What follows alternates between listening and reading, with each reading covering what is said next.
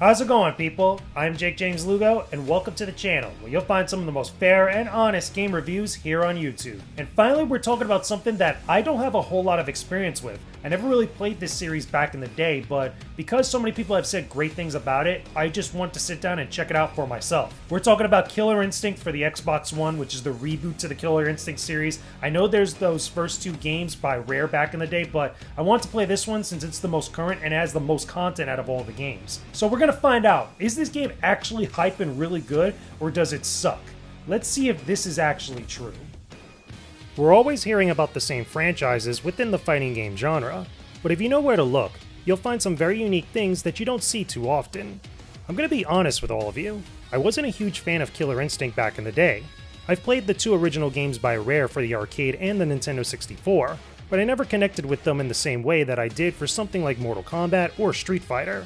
But luckily for me, the reboot of Killer Instinct in 2013 for the Xbox One is the perfect opportunity to get reacquainted with it.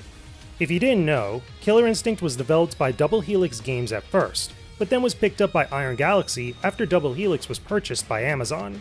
The game has been supported by them ever since. Now, the story of this game is a complete reboot, even though some elements from the original two games have carried over. There's 29 playable characters, each with their own individual stories that are centered around a tournament. If you've been following the lore of this series up to this point, you'll be happy to see some progression with some of your favorite characters. But if you're like me, the story stuff will be just an accent on the real star of the show, and that's the gameplay. Either way, does that mean that Killer Instinct comes out the gate swinging for new and old fans alike? All I'll say is that you're in for one hell of a ride.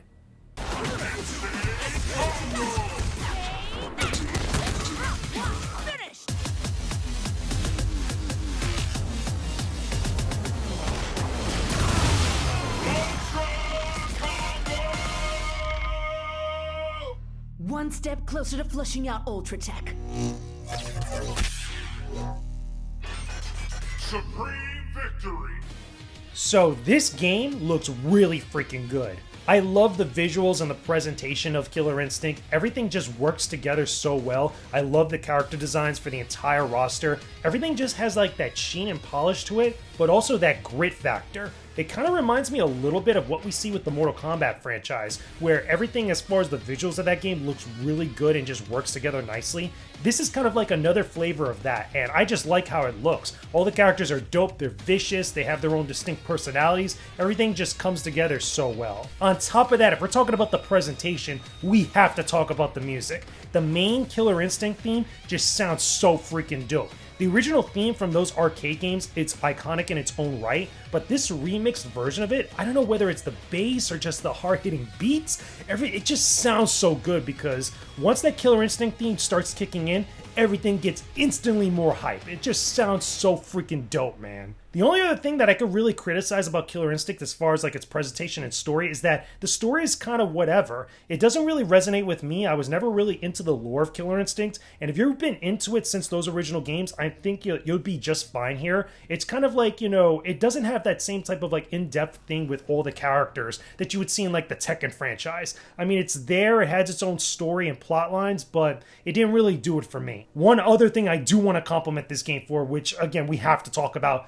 the announcer. Oh my god, this is the most hype announcer or hype narrator in the entire gaming industry, just straight up. I know that we have like, you know, Street Fighter, we have like all these other franchises, again, with Mortal Kombat would finish him, but the Killer Instinct narrator, the Killer Instinct announcer is by far the best. Like, everything about it is just instantly more hype, instantly more ridiculous, instantly more over the top than anything else I guarantee that you've played.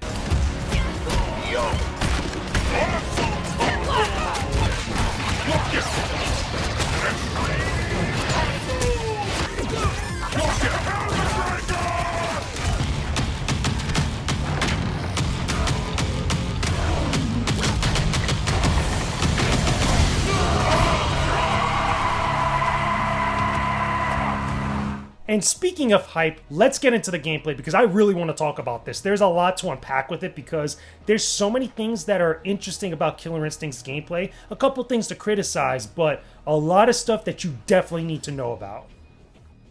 When you play a good fighting game, you want something that's easy to get into, but deep enough to master. Killer Instinct is a prime example of how both can be done very well and exceed anyone's expectations. When I first played the game, I didn't know how to get into the groove of doing those crazy combos that you normally see. But after a couple of matches against the CPU, things just clicked and I started to really see how this game works. And let me tell you, it got super fun. Every character has 6 attack buttons and a good arsenal of special moves that you could chain together into combos that look absolutely devastating and wild. Doing combos on the controller is a dance between the face buttons and directional inputs, which connect together different types of hits in clever and creative ways. You could go for big combos with link attacks and cap things off with a nice ender that deals big damage. But if you get too arrogant during the match, your opponent will use that infamous combo breaker to stop your attacks and push you back, possibly setting you up for a counter combo and shifting the momentum. Add in extra mechanics like shadow attacks, instinct mode, and shadow counters to an already well-built system, and you could bet that things could get really over the top. Finishing off matches is incredibly hype when you land that ultra combo, which have a fun way of hitting to the beat when you successfully land one, and I really love it. Everything looks so smooth at fast speeds, which is only enhanced by that announcer who just makes everything that you see even more hype as hell.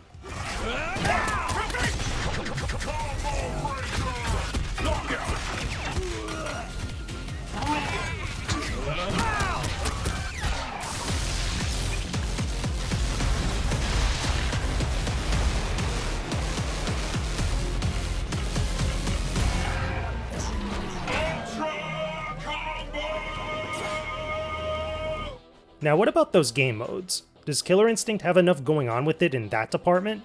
Well, this is where I could start to nitpick a little. I like how there's a story mode for each character, with about 7 fights that culminate into a story-ending cutscene. However, not every character gets the same type of treatment.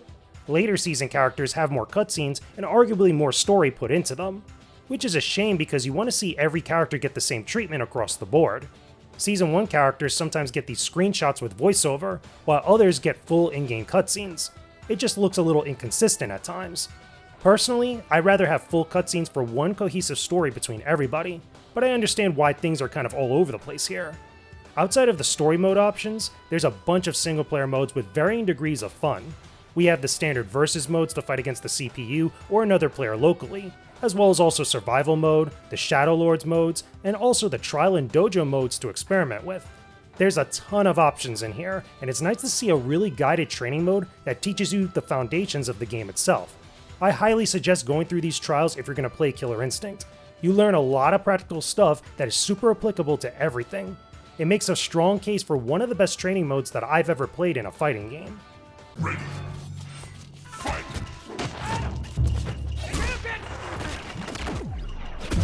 Walk out.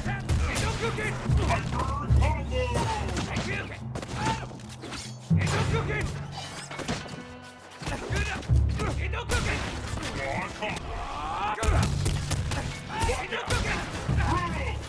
Now, in my own experience, I feel like the game only got better the more I played it over time, because once I started to really experiment with some of the different characters on the roster, I went through the entire roster like jumping between characters, just trying to get a feel for how this game plays, and everything just got better and better and better the more I really experimented with it, whether it was with the different combos that you could do, the types of special moves with the different inputs and stuff, as well as also just trying different playstyles amongst the entire roster. This game has a lot of longevity, and it has a lot of replay factors where even if you have like your top 3 characters you're going to mess with, I feel like at some point in the same vein that I felt when I play Super Turbo or in Street Fighter, you'll be able to play the entire roster at some point the more time you spend with this. Something else I should mention too, which is very similar to what you saw in the Tekken franchise, you have the Shadow mode or the Shadow Dojo mode where it allows you to kind of make your own version of a ghost character of any one of your favorite characters. It could be like your main character or some other character you want to take online so other people could play against. The more you fight with that character, the more you could kind of like change and alter its behavior. Again, it's very similar to the ghost battles that you see in the Tekken series, especially now with Tekken 7, where you'll play against other characters or other players as Ghost online.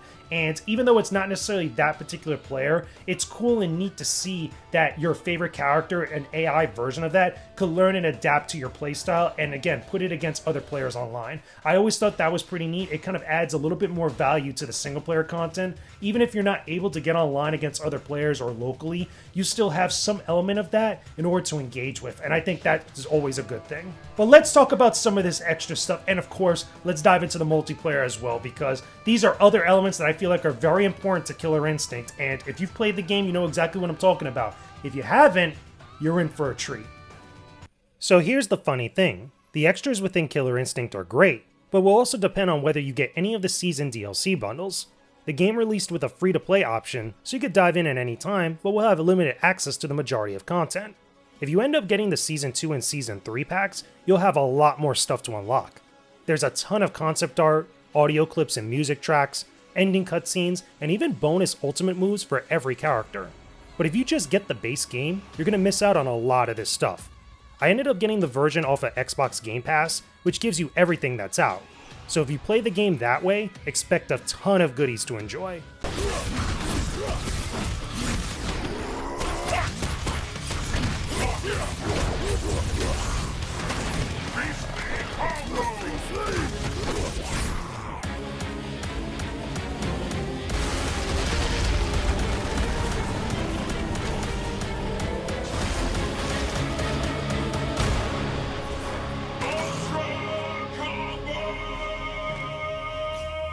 But let's finally talk about the multiplayer. I heard a ton of different people praise this game for its online modes, but what did I think of it? I'm happy to say that the game actually lived up to the hype, surprisingly so. I played a bunch of different online matches and I didn't run into many issues. But I won't lie, I did get bodied a bunch of times by some skilled players, but I was having a lot of fun playing online. There's options for ranked and exhibition matches, as well as also a lobby mode to gather a few friends together. I wish there were some more filters for the online matchmaking with things like region select, but you still have some good filters to use, including crossplay and cross-network options. I was genuinely surprised with how good things went. The only thing that could have made this even better is if there were deeper customization options for your characters. Maybe the sequel to this game could look into that a little bit more, but for now, I like what I see here.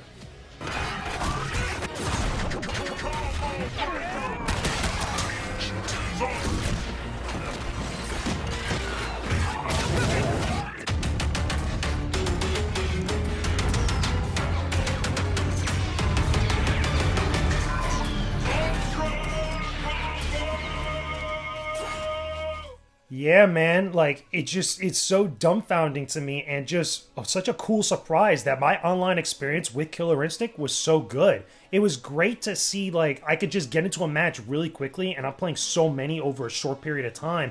But also on top of that, the more I played different characters, the more that I leveled up, quote unquote, my character profile and unlocked different things like character colors, as well as also little icons and backgrounds for my character profile, or at least, you know, my online profile for multiplayer. Little stuff like that, I was just constantly being rewarded and I was constantly having fun. That was the best part about this. There's so many other fighting games that have all these other issues when it comes to online connections, to the matchmaking, to just finding matches in general, or finding people to play with, and I had none of that with Killer Instinct. So this is like such like a it's like a rare shiny Pokemon almost. Like this just doesn't happen most of the time, and it's such a nice change of pace to see. It's such an enjoyable, fresh experience for me that I just can't help but be happy about it. And again, like I said, and I'll harp on it just a little bit more, just so I have something to nitpick about this. I wish there was more character customization options. I know there's like a little bit there, but imagine this game with this type of experience with the character customization of like Tekken 7 or like Soul Calibur 6. That would be absolutely perfect. I really do hope if they make a Killer Instinct 2, that's one of the first things that they implement into the online mode, or at least online capabilities, and something to kind of, you know, allow players to play around with the roster with not only just their overall look, but just customizing your style with some of your different characters. Maybe experiment with like custom moves, but maybe that's like taking it a little bit too far. But if they could add some element of that a little bit more so than what they had here, I'm totally gonna be a happy man. Alright, enough messing around. What's the verdict on this reboot? Can I recommend that you play Killer Instinct on the Xbox One? I would say yes. This game kicks ass, both figuratively and literally. It looks great and sounds awesome. I played this on the Xbox Series S, so it might be getting a little boost from the new hardware, but nothing can take away with just how good the presentation is here. The fighting feels great with a large roster, and there's a bunch of modes to engage with. I'm still surprised with how well my experience with the game went online, which is a great thing to see. Overall, Killer Instinct is fun and feels hype as hell to play. Do yourself a favor and add this contender to your gaming library as soon as possible.